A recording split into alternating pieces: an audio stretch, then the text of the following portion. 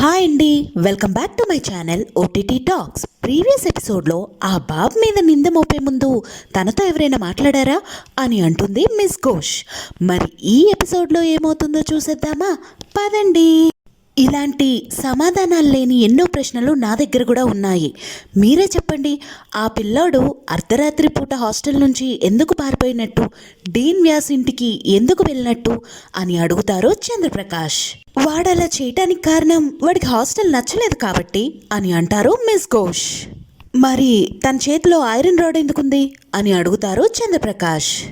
అరే, వాడు చిన్నపిల్లాడు, ఒక క్యూరియాసిటీలో ఆ కన్స్ట్రక్షన్ సైట్లో పడి ఉన్నదాన్ని తీసుకొని ఉంటాడు అని అంటుంది మిస్ ఘోష్. మరి తను ఆ కుక్క పిల్లల్ని చంపి ఉండకపోతే అవి ఎలా చనిపోయినట్టు అని అడుగుతారు చంద్రప్రకాష్. అదొక యాక్సిడెంట్ ప్రోన్ ఏరియా, పైనుంచి కూడా ఏదో ఒకటి పడుండొచ్చు అని అంటారు miss Ghosh. And thank God Vedant మీద పడలేదు. అలా జరిగుంటే ఈ పాటికి మనం అందరం జైల్లో ఉండేవాళ్ళం. అండ్ రేపు 30 మెంబర్స్ ఓల్డ్ స్టూడెంట్స్ వాళ్ళ 15th ఇయర్ రీయూనియన్ కోసం మన స్కూల్కి వస్తున్నారు అని అంటారు డీన్. అది కాదు సార్ అని చంద్రప్రకాష్ సార్ ఏదో చెప్పబోతుండగా, చంద్రప్రకాష్ సార్, మీరు 5 ఇయర్స్ నుంచి ఇక్కడే కదా పనిచేస్తున్నారు. రేపు జరిగే ఈవెంట్ ఎంత ముఖ్యమో మీకు తెలుసు కదా. ఈ నాన్ సెన్స్ని ఇక్కడ ఆపేసి మనం అందరం వెళ్ళి మన పనులు చూసుకుందాం అనేసి అక్కడితో మీటింగ్ ముగిస్తారు మన డీన్. అందరూ వెళ్ళిపోతుండగా మిస్ ఘోష్, మీతో నేను ఒక 5 minutes మాట్లాడొచ్చా అని ఘోష్తో అంటారు డీన్. నేను వేదాంత్ పేరెంట్స్కి అర్థమయ్యేలా చెప్పాలనుకున్నాను, కానీ పిల్లాడిని బోర్డింగ్ స్కూల్కి పంపించడానికి ఇంతలా ఎందుకు ఫోర్స్ చేస్తున్నారో తెలీదు. ఇది కరెక్ట్ కూడా కాదు. స్కూల్ కౌన్సిలర్గా నువ్వే వాళ్ళ పేరెంట్స్తో మాట్లాడాలి.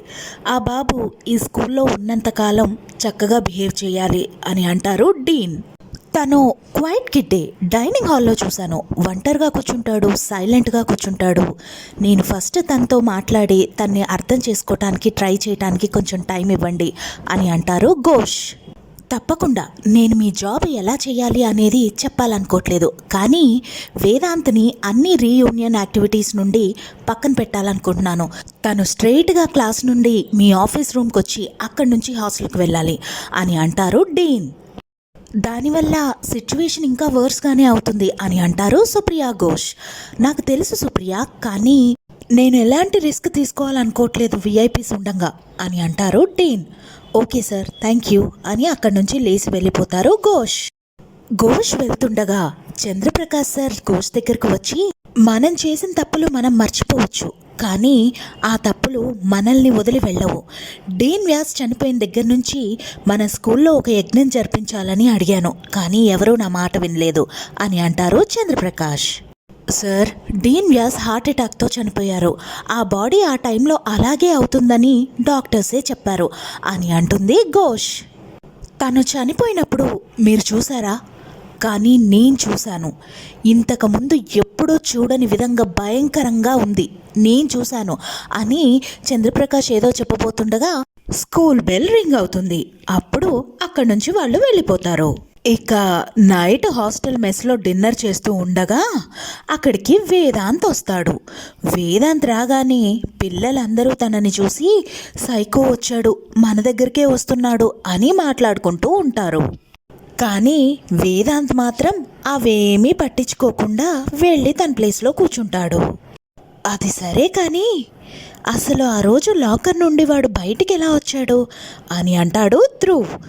నాకేం తెలీదు, మేబీ వార్డెన్ మనోహర్ విడిపించుంటారు అని అంటాడు కబీర్.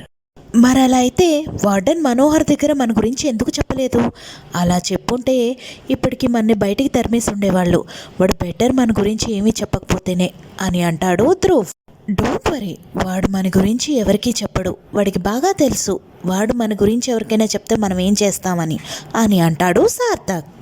తర్వాత ఏం జరిగింది అనేది నెక్స్ట్ ఎపిసోడ్లో చూసుకుందాం. ఇలాంటి వీడియోస్ మీకు ఎన్నో కావాలి అనుకుంటే నా ఛానల్ని సబ్స్క్రైబ్ చేసుకోండి. Thank you so much for watching. Bye.